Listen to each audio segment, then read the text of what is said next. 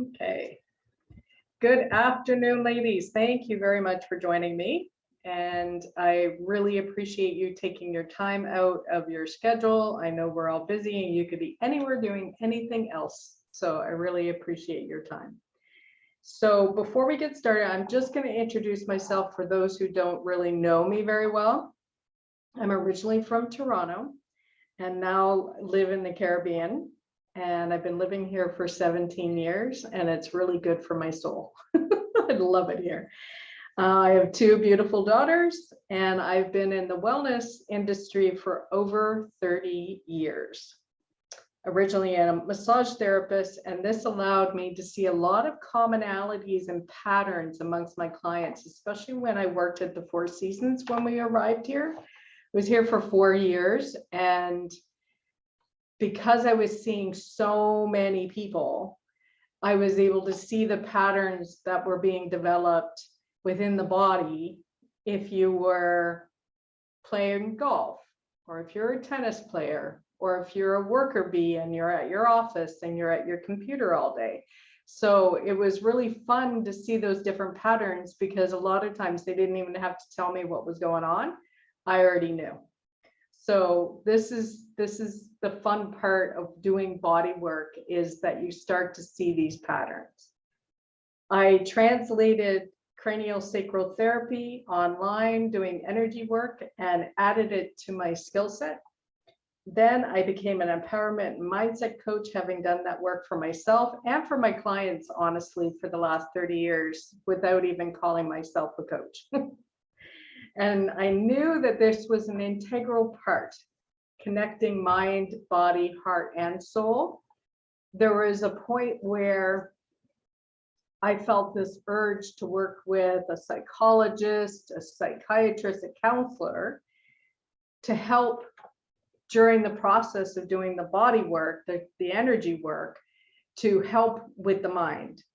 And I wasn't able to find anybody who was willing or wanting to do that with me. So I took the mindset work that I'd been learning for myself and for my clients, and I combine it now with my energy work in a method I call Infinitely You. So it's a complete set of healing. It's not just your body, not just the mind, not just the heart or the soul. So I have always believed, I've always known that we are a whole. We cannot take one body part and separate it from the rest of the body parts and just focus on that. And there are therapists, unfortunately, out there, and it's more physiotherapy that does that.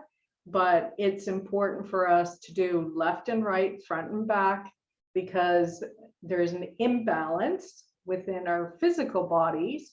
And that imbalance then causes muscles that usually don't work, overwork, and muscles that have been underworking now are overworking. So it's that thing that we have to do in order for us to get out of that imbalance and put you back into balance, and then restore the body so it functions in that wholeness.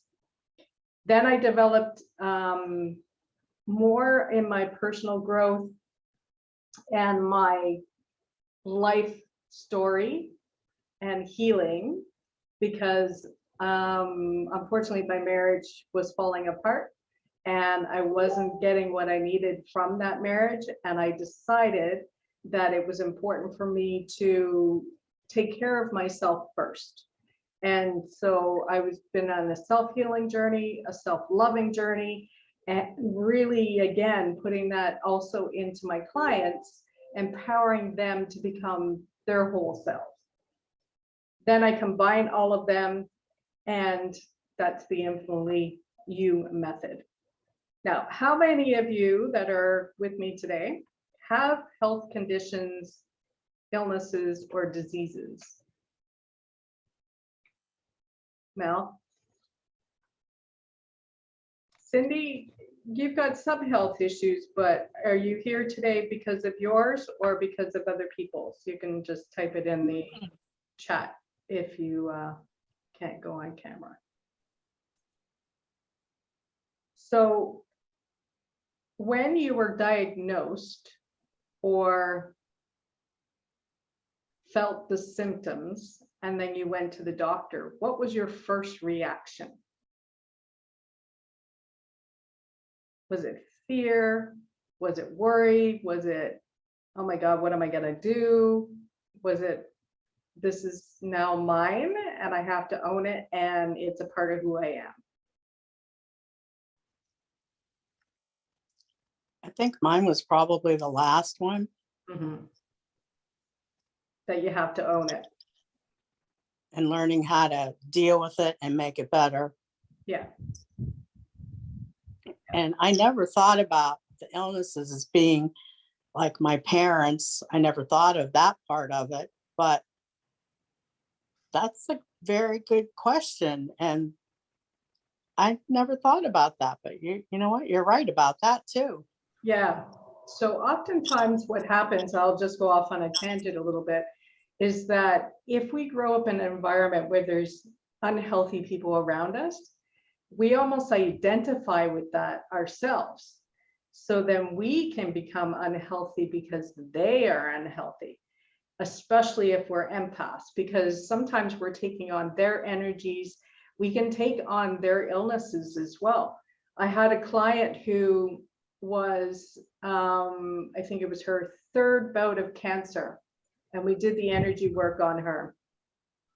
And in the conversation with her, she was saying, well, you know, what's really odd is that she had 3 different kinds of cancer. She didn't just have the one. So oftentimes when you have breast cancer, you will get breast cancer again. It's not necessarily going to be a different kind of cancer or a different area that it attacks. And she had 3 different kinds. And then she had a light bulb moment and realized she had been trying to help relatives who had exactly those kinds of cancers. So she was taking on those energies into her own physical body. And now she was developing cancer for herself. Not obviously intentionally or on a conscious level. It is very subconscious and it's in your energetic field. So it's really important when we're working with other people, especially who are unwell, to protect that energy so that we're not taking it into our physical awarenesses. So just be aware of that. So Mel and Sydney, I think you know how to do this, but it's the energetic bubble, or it could be some kind of shape, a cylinder, it could be a pyramid, whatever you're seeing, sensing, feeling, or knowing, and you're putting that shape around you when you're around other people. And if you don't know what their physical prowesses, awarenesses, then put it around you anyway, because then it'll just protect you from any low-level energies. And then you set the intention that only love and light comes in and love and light goes out. You can put a color around it, you can put multiple colors, you can put multiple shapes if you feel the need. Whatever feels right to you, then do that, especially when you're going into crowds. And if you forget, you will be reminded quickly, because one time I went home to see my dad and he was really, really sick. And my mom was not doing well either. Well, in the middle of the night, I all of a sudden, out of the blue, woke up and started throwing up. Well, my dad had missed a phone call and they ended up calling me from the nursing home that my mom had a seizure and they had to take her to the hospital and she was sick. Wow. And I knew that that's why I got sick. Yeah. Yeah. And the more, I don't know if any of you are feeling it, but there's a lot of energetic shifts on this planet right now. And when you're in tune with the energy of the collective, then we can take on those energies as well. So it's even more imperative for us to protect our energy. And it's just having that intention throughout your day. And when you feel and you take on those energies from other people, then you can turn around and you can make sure that you're protecting your energy, and then you can release it and let it go. Okay. So when we first get diagnosed with a disease, a condition, or an illness, it's easy to get upset. And we can go into a tailspin. We can go into the what ifs zone where we're freaking out because, especially if it's the C word and we're getting cancer, and there's such a stigma around cancer that it's an automatic death sentence. And the truth is, it's not. It is, if you perceive it to be, it potentially can be. And there's also some people who, because they go into the what if zone, they have a tendency to stay there and just keep spiraling down, down, down in their thoughts and their emotions and their feelings. And they get so wrapped up into it that they actually create the situation and make it even worse. So just be aware of that. Now, I've gone several years back, it's got to be 10, maybe even 12 years back. I went in for a regular breast exam, and because of my breasts being, I think they're lumpy or something, I had to do an ultrasound as well as the mammogram. And I've done them before, so it wasn't like it was any new experience. And the doctor had found something he didn't like. There was some blood vessels that were going to an area, and I guess that's pretty indicative of a potential cancerous cells. So he called my husband in at the time, and we talked about it, and he referred me to a surgeon. And I had to wait. No, it was a couple days before after I saw the surgeon. And then it was a month before the surgery. And I went for about a night where it was freaking out because my girls were young. And it's like, what if I'm not around and they're growing up, and I want to see them grow up, and I want to see them get married and have families and be there to guide them and direct them and all that stuff. And it's completely normal, completely human. So be aware of all of that. And it's also important for us to realize that, yes, that can be our experience initially, but then don't stay in that energy. Don't make it something and make it mean something more than it is. So I didn't even know if it was malignant or benign at that point. I didn't know what the course of action was at that point. So what I did, and it's one of those things where, as an empath, part of my knowing is that with other people, I will do the research. I'll investigate the disease or condition, and I'll find out the symptoms and the signs. So I'm aware of it. For myself, I don't even look at any of that. I just went to work internally. So I focused on myself. I did a lot of self-care, a lot of self-love. I ate better. I slept a lot. I de-stressed as much as I possibly could. And I made sure that I envisioned, so in the body, there's what's called T cells. And these T cells attack abnormal cells in our bodies. So what I did is I actually envisioned them as part of my army. And these army cells went around those cells in my body that were changed in some way, and they attacked them.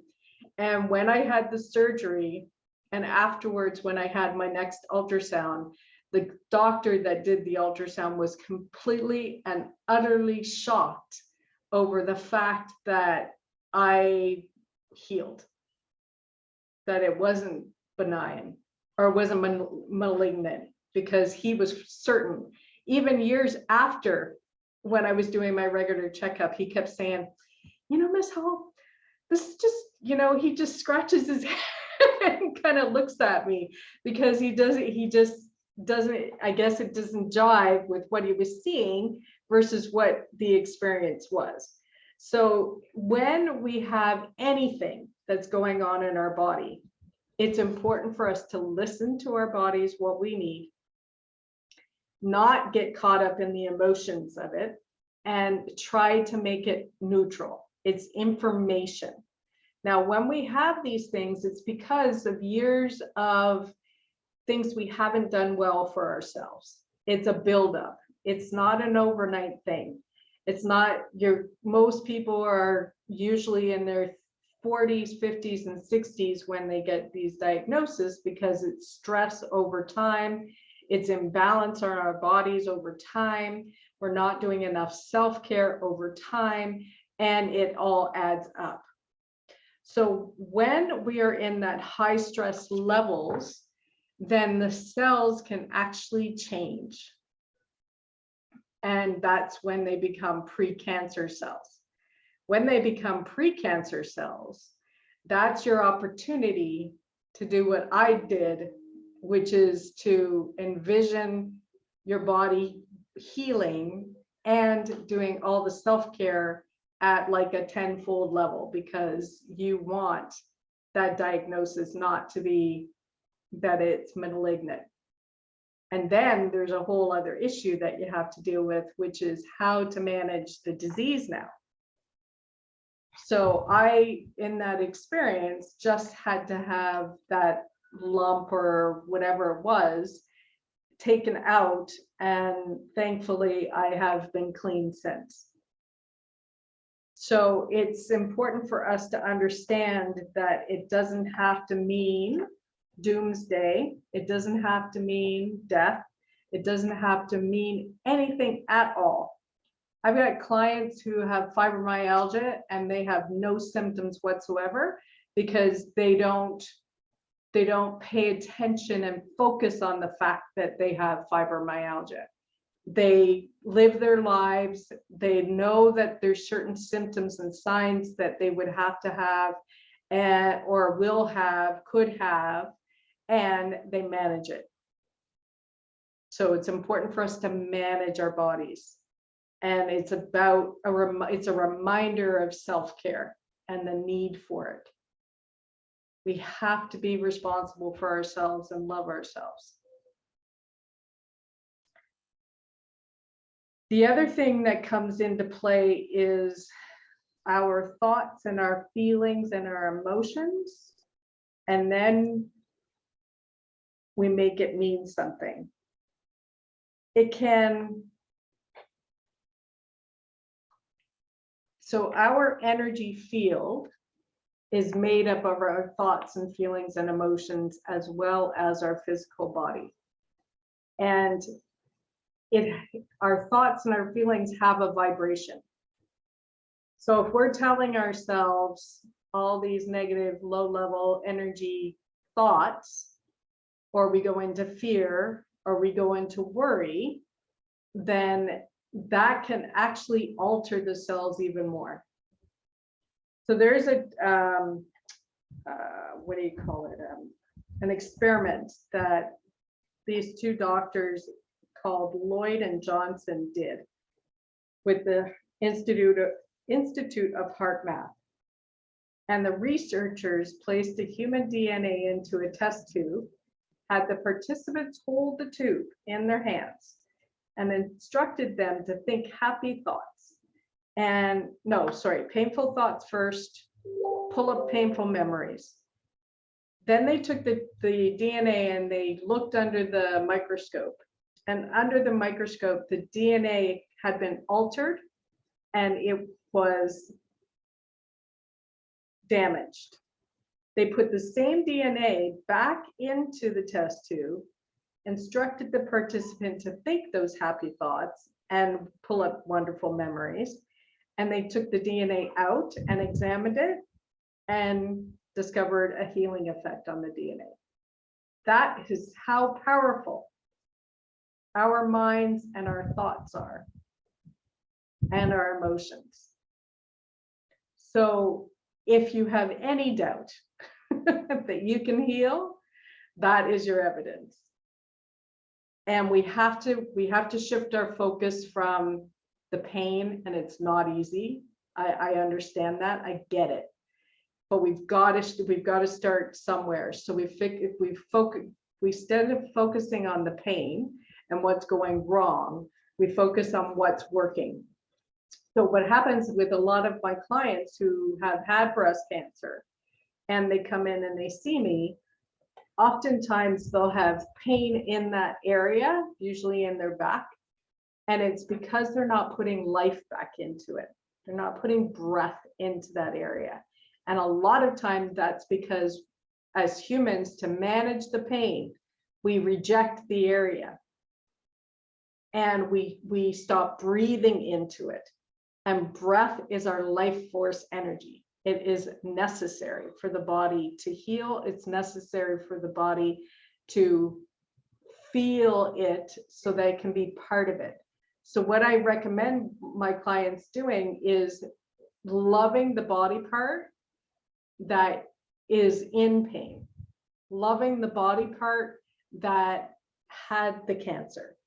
And it could be just simple as putting your hand on your heart, or the area, the breast that was removed, or the spot that was removed, and you're breathing into it and you're putting love and light into it, and you're setting the intention that you're bringing it back into the fold as part of the whole. So I've seen that a lot of my clients, even with low back chronic pain, will do this as well. Because again, they just disconnect from it because it's a coping mechanism. Go ahead, Sabina. Thank you for sharing what you are. This is a new kind of space for me, headspace for me. And I wonder whether this is relative only to physical disease, physical illness type of things, because in my situation, I'm just feeling like totally broken, and tired and drained. I have no energy left because I keep giving and giving and giving to family. I'm trying to take care of myself in time slices, but it's like, there's times I just don't want to wake up. And it's not a depression, I don't think. No, you're not in your power. I'm pretending to be in my power, and it seems to take more energy to pretend than to really be, excited and so forth. Like I'm going to go to the gym in half an hour or so for my 1.5 hour a week training session that I committed to for me, my time, non-negotiable. Good. But I would really just like to go lay down, but we're having massive rainstorms here. But my back, like the lower back, what you just mentioned, really triggered this conversation. Constant pain in my knees, and it's not trusting my body, and I'm trying to do things to help me trust it, that it can continue to carry me through these challenges. And the challenge too of letting go of those familial things that I'm so intense about versus myself even seems to propagate the situation. So I don't know if that's relevant to this conversation or not, of alignment with health. Oh yeah, so the reason why I actually talk about the physical is because most people can relate to it.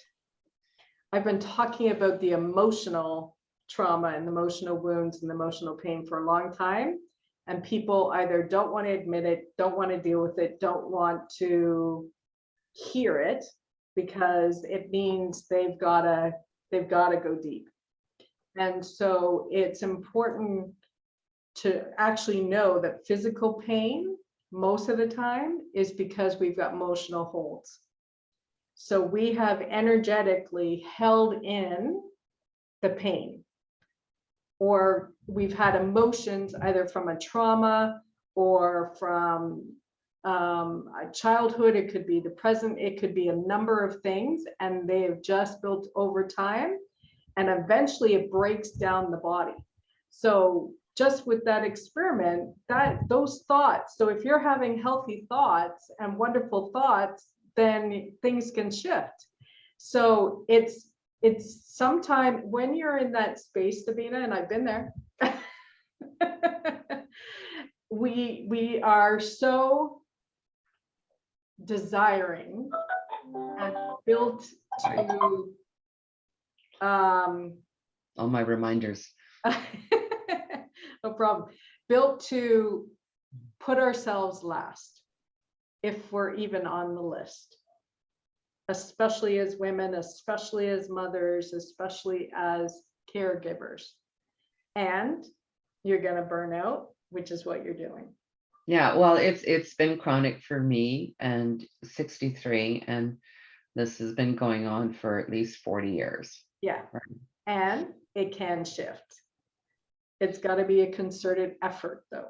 So boundaries have to come into place. Setting Yeah, some that's the word standards. people keep reminding me of. Yeah, you know, when I first was shared that, I was like, boundaries. What the hell? What? What is How does that boundary affect this headache I have right here, right now, that started last night for no reason? Yeah. You know, tension headache. And it's like, Yeah. So these things aren't for a reason. That's what I want you to really take from this, is that when our body is getting any kind of symptoms, it is a signal for us to pay attention. And they are going to start as whispers, like a headache and a low back pain. Then they're going to start screaming at us. Then we've got the conditions and the diseases and the illnesses. And then we've got multiple things that are going on. So it is so important, and it's imperative that we pay attention to our bodies. And what can you do every day for yourself that is just for you? Every day, not just one day a week. And so if you need the sleep, yes. If you wake up feeling guilty because you got the sleep, I would say no, because sleep can be an avoidance thing too, right? So it's important for us to know which one we're doing.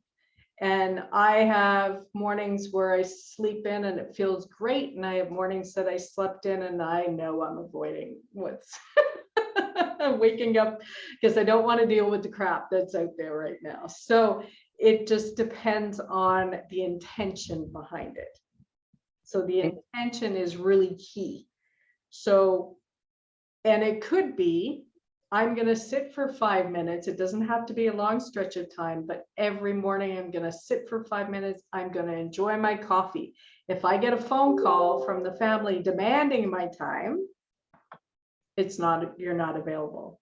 If somebody tries to impose themselves on you and what you're doing, you say, okay, I will do this, but at this time. I had to get really clear with my daughters and my family because I was at home working. So because I was at home working, I was available. My door was open. I didn't have a massage client. So therefore I wasn't officially working in their minds. So I had to say to them, okay, I have got this thing. I'm going to finish it. It'll be about a half an hour, 45 minutes. Can you wait? Most of the time they can, because they're kids, and in their minds they want it and they want it now, and they're also got used to the fact that they couldn't have it right now. So we have to train them sometimes to actually see us as human beings who actually have needs and are trying to get things done. Because if you're feeling guilty and torn, that push-pull energy will drain you beyond words. And I think that's what's happened. I did go away for me this past weekend. I hope, ladies, you don't mind me taking this airspace. So I went on a quilting retreat with a bunch of ladies. Awesome. 3 nights. It was amazing, right? But my friend, who was my roommate over 40 years ago in university, she says, Sabina, put that damn phone down. Right? I was constantly checking for texts from my son and his recently separated wife, and is everything okay? You know, where the kids, neither of them texted me. Mm. And it was like, oh shit, what's wrong? Has something happened? Is, you know, and on and on and on. And I was holding off, keeping my boundary to not communicate, Good for but it you. was killing me inside.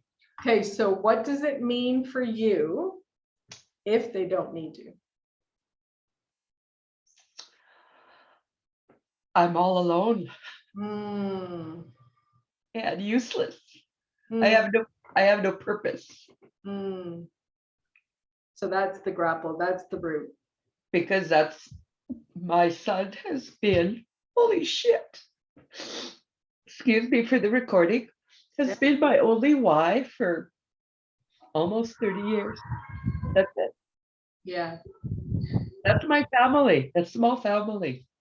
yeah. And push and push professionalism, education.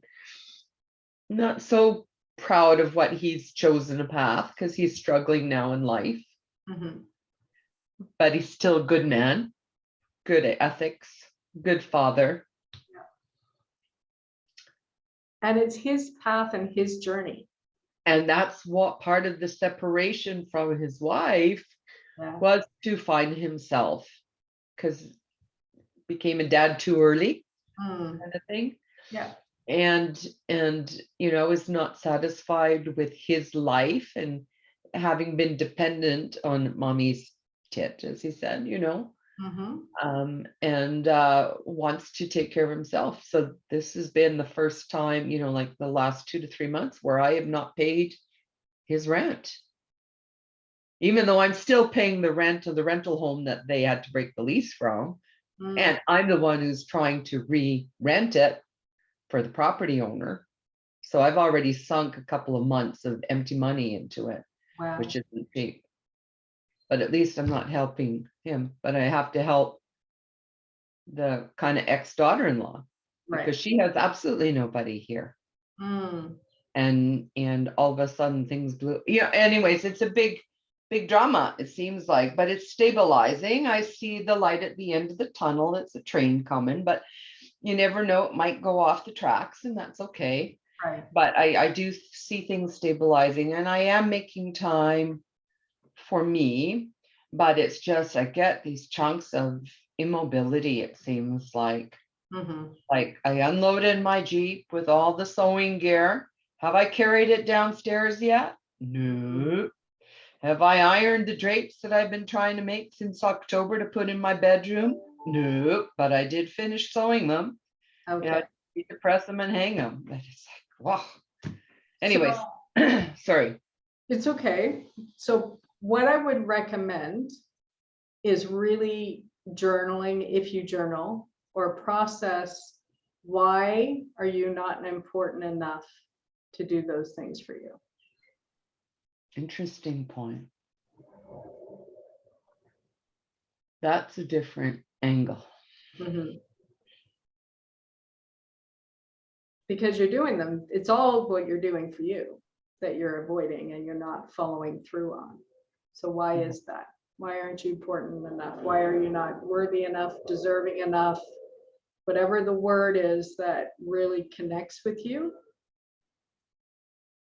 And as far as your son goes, I would really highly recommend that you not see him as a burden or see him as his lower level self.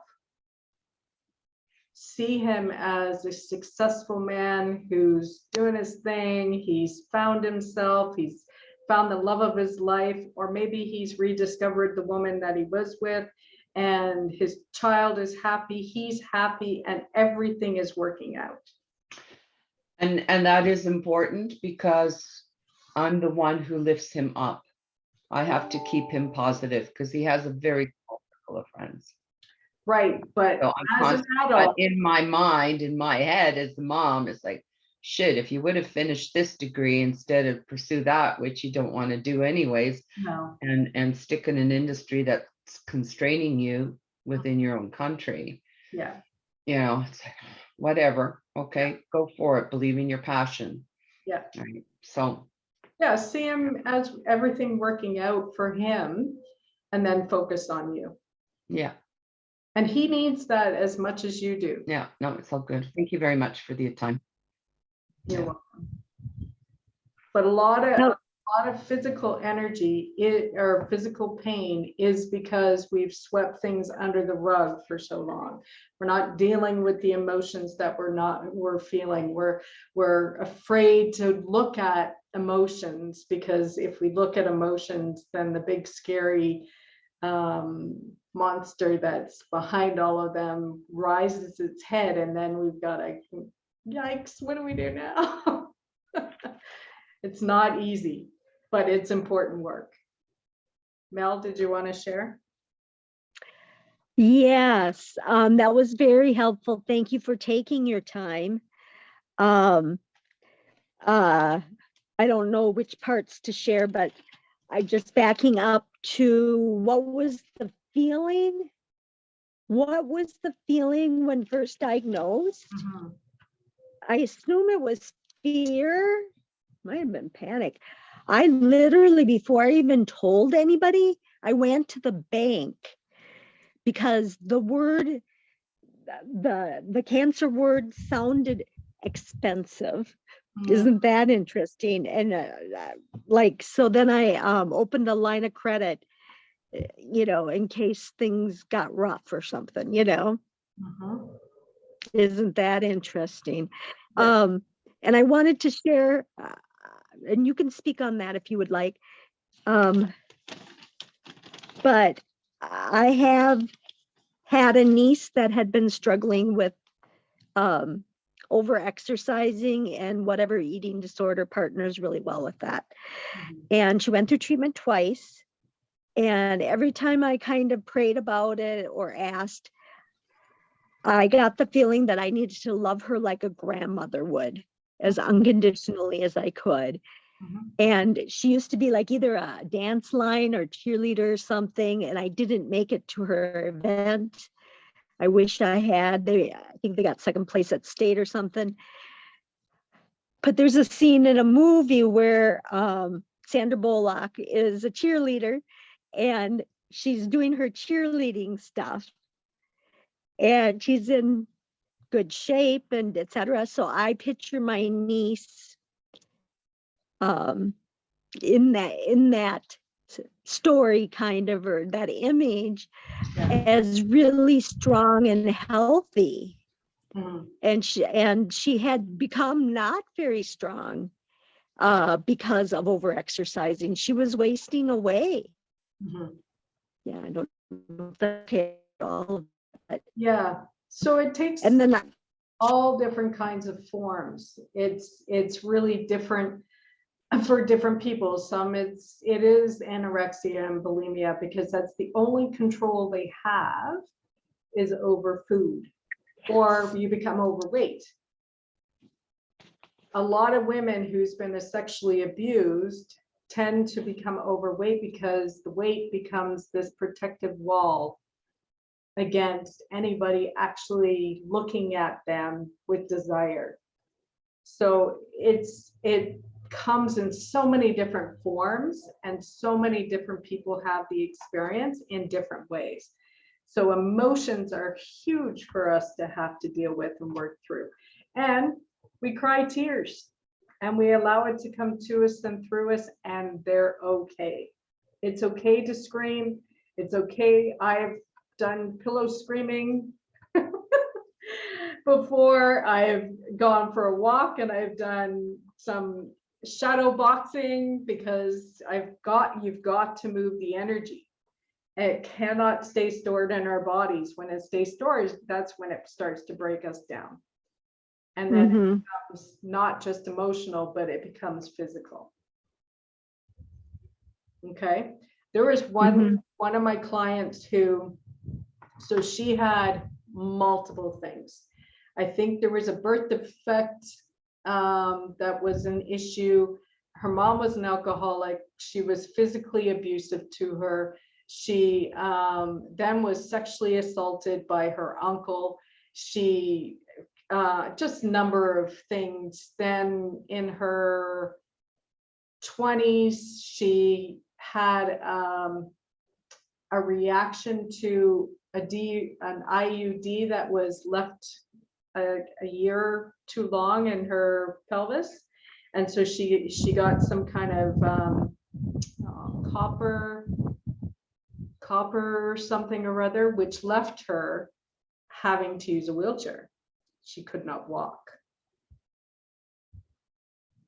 So she actually became a therapist herself, a head therapist, and she'd been trying to figure out what was going on with her.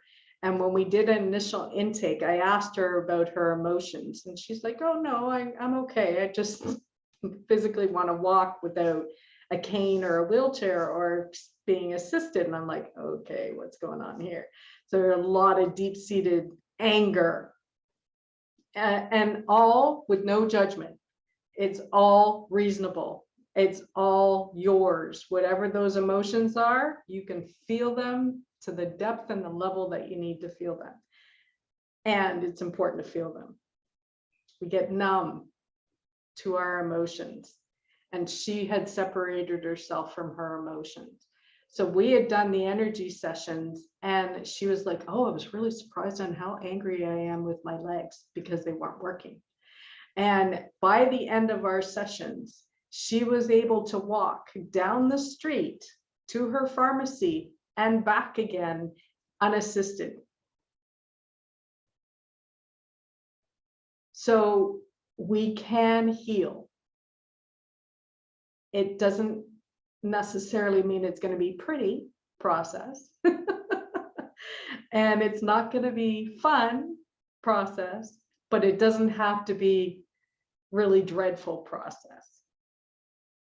We have to do some of the work. So there's some journaling often I recommend, or there's, you know, really kind of thinking and processing through some of the things that come up and rear their ugly heads. And we release it and let it go with the energy healing. And it's really a softer, kinder way to do things than to have to relive everything going way back. And sometimes it's generational. If you're noticing patterns from your parents, which when my marriage started to break down, holy mackerel. The patterns that I was seeing, I just kept saying, oh my gosh, like this is crazy. I thought that in my 20s, I did whatever it took in order to heal a lot of this stuff so that I would not have to go through what my parents went through, and not have to put any children that I was eventually going to have through it either. So it's clearly that didn't work. But you heal yourself, your past, your present, and your future generations. It's not just you. So it is important for us to heal ourselves just for that reason alone. The ripple is huge. My understanding is that there's 7 generations just gestationally in the mother's womb that you can pass pain, suffering, and trauma through. There's this one story, there's an energetic gentleman that I follow, and this woman had this amazing fear of bridges, and she couldn't figure out why. And through exploring and going through everything, because it wasn't anything that was hers, they asked her mother what had happened when she was in the womb. And the woman was in her car and pushed over a bridge into the water as she was pregnant. And the first thing, she put her hand to her belly and said, oh my God, my baby's dead. And that energy translated into the child. And she carried that until that awareness was brought and they released it. So it's not just this generation sometimes. It can be, and we also take on the generations of how our parents have dealt with things or don't deal with things. And most of the time, our parents, our grandparents, they had so much crap going on, they did not deal with any of this stuff. So hopefully going forward, there's going to be healthier generations and they'll be able to understand how to manage a lot of this thing. I think that generational trauma is an interesting topic because we up here in Canada are, hear so much about it with the Indigenous populations and the residential school problems that had been so secreted. But then I look at that and the big awareness and hoopla around it, to respect it, recognize it, acknowledge it, etc. And then I think that the world is also forgetting about the generational trauma as a result of World War II. Of course. Is what I now understand is what I feel because of what my parents, and particularly my paternal side, went through, being transported to Siberia from Poland, and being held in the labor camps and then making their way, as a young kid, a grandmother, blah, blah, blah, through the fields, over the mountains, blah, blah, blah, to Africa, India, then Africa refugee camps. And to think of how we today are adverse to a lot of those Middle Eastern countries, Iran, Iraq, and so forth. In those times, those were the refugees, the refuge spaces for a lot of these displaced people. Wow. Yeah. And the circles that went on. It's only been in the last maybe 15 years that I finally think I know the story of what happened to that family, but I have no other family. How people do their ancestry stuff, that there ain't nobody else out there. Oh, wow. Anymore. So, right. So that's a trauma. So thanks for bringing that up. Yeah. So what's happened with the Ukraine-Russian war situation, that brought up a lot of trauma for a lot of people, felt or unfelt, experienced or unexperienced from before. It's reared its ugly head, and there's a lot of people who do not know how to manage it. It's horrible and a little bit ironic, because when I was watching the news, to hear how Poland was stepping up so much to help the Ukrainians. Yet during the war, the animosity, between the Ukrainians and the Polish was crazy. Like even my son hates the Ukrainians, anything Ukrainian, even though so much alike and everything. And that happened so long ago. Wow. Right. But to think that he would even take that on, like, why would it even matter to him? But it's also, so there's a big thing here in the Caribbean against the Guyanese. So there are Black Guyanese and there are Indian Guyanese. And the Indian Guyanese are not welcomed at the best of time and not respected, because they, in the history, they have thought themselves better than everybody else. And they also weave their way into communities and then they destroy them from the inside out. So there's this history stuff. It's everywhere. It's just amazing how much it weaves into our cultures.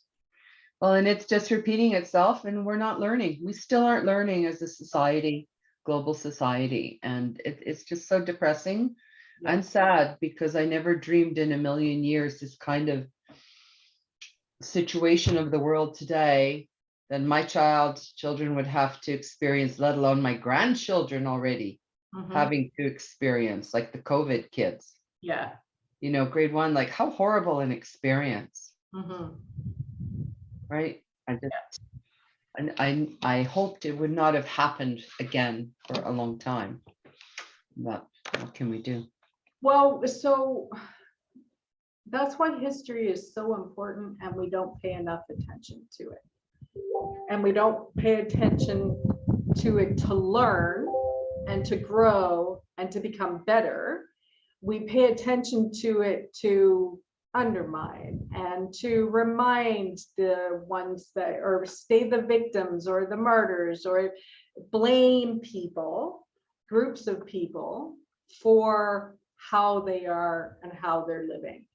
And so we've got to do shifts. And for me, I try not to focus on the world because it's so, there's so much, low level energy. So I do this. I focus on my part of the world, the people I have interaction with, the people I influence and I impact. And I do it in such a way where hopefully there's love, there's positivity, there's inspiration, there's hope. And that is the ripple that I choose to focus on, not focus on what I cannot change and cannot control, because this is not something I have any effect on at all. And if anybody could have an effect on Putin, it would already be done. So as empaths as well, just be aware, Sabina, there's empaths who are earth empaths and then geomantic empaths. And that means that we are so connected to the earth that we actually feel the pain for the earth and or for the world as a collective. So we're even more tuned in and tapped in, but that's where our protective measures really have to come in, because we are one person, and yes, we can have a ripple effect, but it's got to be within our backyard. And if you want to do voluntary work to help in the process of helping them, or donate money, you know, whatever you can do that feels good for you, then do it from that space, but never do things. So here's a really good tip. Don't do things because you have to. Do things because you desire to. When you shift that energy, it's less draining. And I get to. So there was a point where I was really frustrated with my family because I was working, plus I was doing the laundry, I was doing the cooking and the cleaning and all the things. And I was so frustrated with them. And I was working with the coach at the time. And she said, Tina, shift it from you have to you get to. And there was this one moment, I'll never forget it. I was, because we hang our laundry on the line because we're in the Caribbean. And so I'm putting my clothes on the line, and it was like, oh, I actually have a family in order for me to do their laundry for. I get to do the laundry for them as a way of me showing my love for them.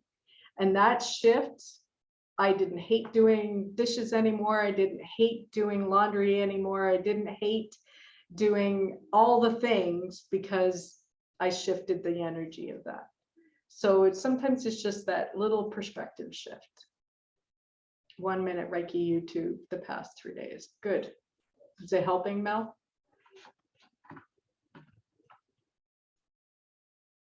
Yeah. I like it. Good. It's a small amount of time, and I'm not in a state of fear when I do it. Excellent. Good. Yeah. Excellent. So the other thing I want you to know, so I had a client who we were working together, and then she had a lump in her breast. So she goes through the process. They find out it's malignant. So she started to go into a bit of a downward spiral, and she was 73 years old. And she starts thinking she has no children, she has no husband. What am I going to do with all my stuff? She starts, thinking about her will and all, like the end of her life. So we worked really hard on not putting any emotion into that experience. And I kept reminding her it's just information. So there's something that's wrong. They're going to take it out. They do the surgery. She was so good through the experience. The doctor actually thanked her because he said, usually that, people come in, they're full of tears and they're really depressed and they've got to try to lift them up. And she was just so happy, and because she didn't make it mean anything. And she said to me at the end of the experience, it was like a blip in her story. And she was so happy afterwards and so grateful for it, because at the end of the day, she still had life. So if she had done what most of us would have done, which is, oh my God, what are we going to do? And gone into that downward spiral, and she would have continued with the will process and continued with thinking, this is the end of my life because it's cancer, then she could have been a whole different story. So we don't have to put the emotion behind it. The less emotion we put behind it, the more neutral we are, the better. Now, if we already have something that's going on in our bodies, what's really important for us to know and understand is we have to find gratitude. Gratitude shifts energy on such an amazing level.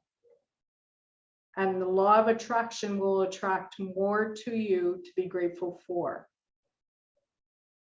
So if you have many body parts that are not working, there are body parts that are, because you're still alive. So what are the body parts that are still working? Focus on them. Be grateful for them and love them and live into them. Breathe into all the other body parts that aren't quite working for you, and know that it can shift. There was one gentleman, I can't remember his name, I can see his face, and he was talking about how he had broke his leg on one side. So every day he gave gratitude for the other side, and he spent time focusing on the side that was working and time focusing on all the other body parts that were working. And he healed so quickly, the doctors were shocked, because he didn't give in to the emotion, but he also didn't stay in complaining and the emotion of negativity and what it means. And we don't have to make these things mean anything. It's not an easy experience. I do not say it lightly. I know, I get it. But what would you prefer? To stay in the pain and the misery and all the trauma that you're going through, or look for some good things? Look for the better feeling thought. Look for things that make you happy. Look for things that make you feel good. Look for things that create fun in your life. We got away from fun. We got to get back into fun.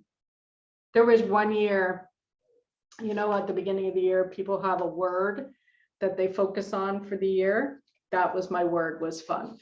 And I had more fun than I had in such a long time, because that was my focus. My intention for the year was to have fun. So I created more of it. And it could be simple things. It doesn't have to cost you anything. It could be going for a walk, being amongst children and listening to them laugh, watching YouTube videos of puppies or babies, or whatever is going to make you feel happy and joyful. Life is meant to be abundant. You are meant to be healthy. You are meant to be strong, and you're meant to be in joy. That is our birthright. We are here to learn and to experience life, learn the lessons. That's our soul's desire. That's why we came here. But we don't have to stay in it. You're very welcome. Bye, Sabina. So, fear is the energy that contracts and restricts and closes down. Appreciation is the energy that expands and opens us up. We're able to connect with the visible energies that are filled with information and intelligence all around us, and feel incredible shifts in the energies which help flow of electrical energy and cellular communication throughout the body to be optimized. So one more story. There was a lady that had 4 bouts of cancer, and it was over an 8-year process. And she had gone into remission, and then she got cancer again, different body parts. She's had many surgeries. And so she all of a sudden started to have a lump around her throat, and she was feeling something underneath her lymph nodes. So she went into panic and fear. Again, no judgment, totally understandable. And she had young children, and she wanted to be able to see them grow up, and she wanted to be able to work in her field again, and she wanted to be able to, she was in Sweden, but she's Spanish, so she wanted to be able to speak Swedish, be able to go through the because she's a physical doctor, she's an OB-GYN, and she wanted to be able to, at the end of the day, go through the process that she had to go through in order to become a doctor again, because that's her passion.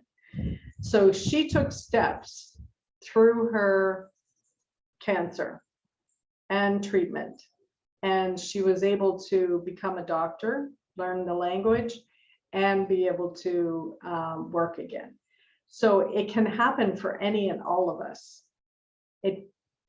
Your now experience can change on a dime tomorrow, or the next 5 minutes, or maybe a year from now. Everybody's different. So we really have to step into the belief that this is not our reality. There are so many different universes out there, and different levels and quantum fields, and we can quantum heal ourselves like that. But the belief and the alignment of our thoughts, feelings, and emotions have to line up with that desire of healing and healthy. And a lot of times, again, there's no judgment. When we have chronic pain, then we think that's all there is. It's going to stay that way. I'm here to tell you it doesn't have to. It doesn't have to.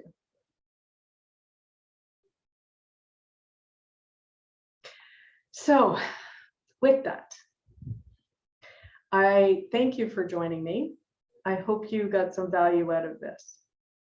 There's an opportunity to work with me one-on-one if you so desire. Reach out to me if you want to do that. And otherwise, I have an 8-week program, which is called Manifest Your Healing. And we go into your thoughts, your feelings, your emotions, what is going on, how you feel, what you think, what's your issues. And then there's energy healing involved, as well as not just the removal, but replenishing and rejuvenating you so that your cells are going to function again, back into balance. So if you're interested in that, you can let me know. We start in a week and a half on the 24th. We're going to start. So if that's something that you would like to know more about, you can ask me for an invitation letter. If you want to work with me one-on-one, then we can do that. And that will start with a conversation. So you could just DM me and let me know what you're interested in. So I hope you ladies have a blessed day, and I hope that you got something out of it, and we'll talk to you soon. Thanks for joining me, Mel. Thanks for joining me, Crystal. Take care. Bye.